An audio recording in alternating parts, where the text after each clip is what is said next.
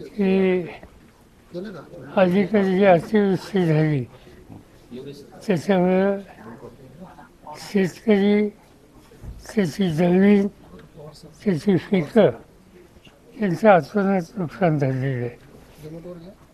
महाराष्ट्रामध्ये ऊस एक अत्यंत महत्त्वाचं पीक आहे आणि आमच्याकडं वसंतदादा इन्स्टिट्यूटकडं नांदेड, परभणी, धाराशिव,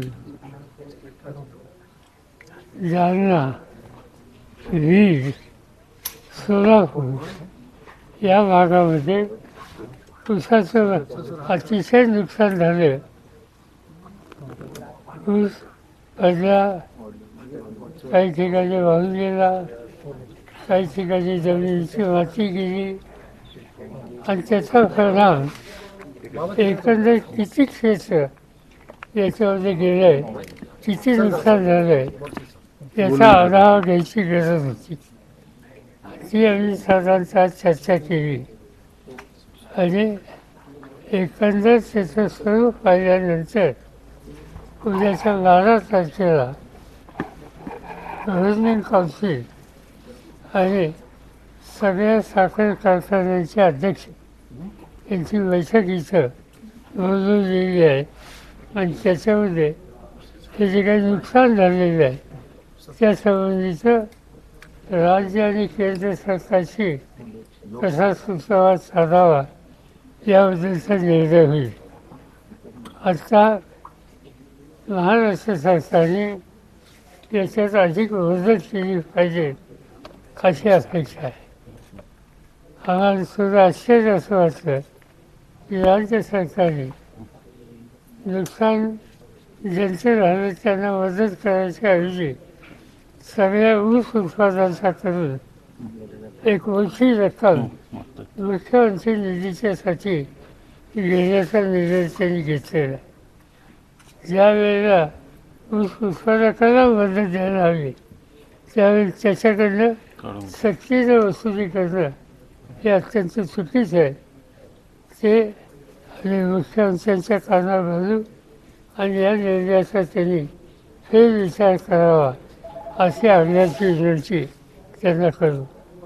आणि उद्याच्या 12 तारखेच्या विधीमध्ये काय काय करता येईल, कसं मदत करता येईल यासंबंधीचं धोरण हे ठरवलं जाईल.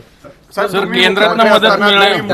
कारखान्याचा जो निर्णय घेतलेला आहे 15 रुपये देण्यासंदर्भातला त्याला काही शेतकरी नेत्यांचा देखील विरोध होताना दिसतो. त्यांचं म्हणणं की शेतकऱ्यांकडूनच हे पैसे घेतले जाणार आहेत आणि ते मुख्यमंत्री निधीला पुन्हा त्यांनाच ते पैसे दिले जातात. आमचं साधारण एकच आहे, आज शेतकऱ्यांना मदत केली त्यांच्याकडनं घेता कामा नाही आणि त्यावेळेस कोणाचा विरोध असेल तर तो योग्य आहे.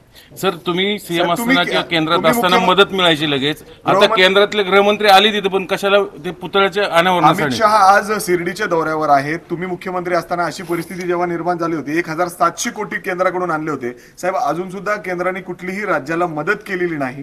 काय आव्हान कराल थेट केंद्राला तुम्ही? डबल टेबल इंजिन काय केंद्राने मला असं सांगितलं की राज्य सरकारने अद्याप फायनल प्रस्ताव आम्हाला दिलेला नाही, त्यामुळे मला त्याचं भाष्य करणं योग्य नाही. माझा आग्रह राहील की राज्य सरकारने अगदी आज उद्या 2 दिवसात तो प्रस्ताव द्यावा.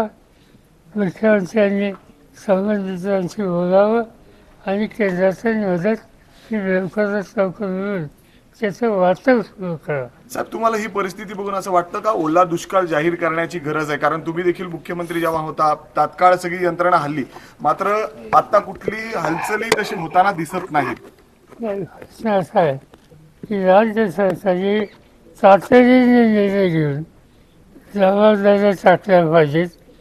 आता हा सगळ्या राज्यात ही स्थिती नाही, काही ठराविक जिल्ह्यात अशी संकटाची स्थिती येते तेव्हा त्या ठराविक जिल्ह्यात लक्ष केंद्रित करणं हे सरकारला शक्य होतं.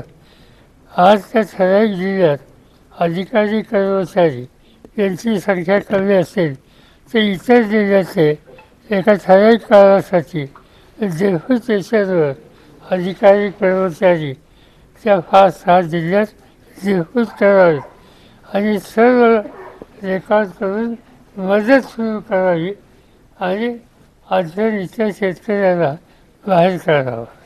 दादांनी भेट घेतली होती काही दिवसांपूर्वी आपली अजितदादांनी, काय नेमका विषय होता? जे मालेगाव कारखाना त्याचे काही इश्यूज होते. तिथे एक शिक्षण संस्था आहे, त्याचा अध्यक्ष मी आहे, ते उपाध्यक्ष. तर अनेक इश्यूज असतात, तर त्यासाठी बैठक. आपले आमदार आहेत बापू पठारे, त्यांना रात्री मारहाण झालेली आहे, आपल्या पक्षाचे आहेत. वडगाव शेरीचे मला माहिती नाही.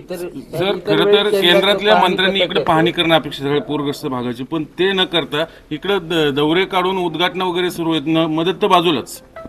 त्याला ठीक आहे.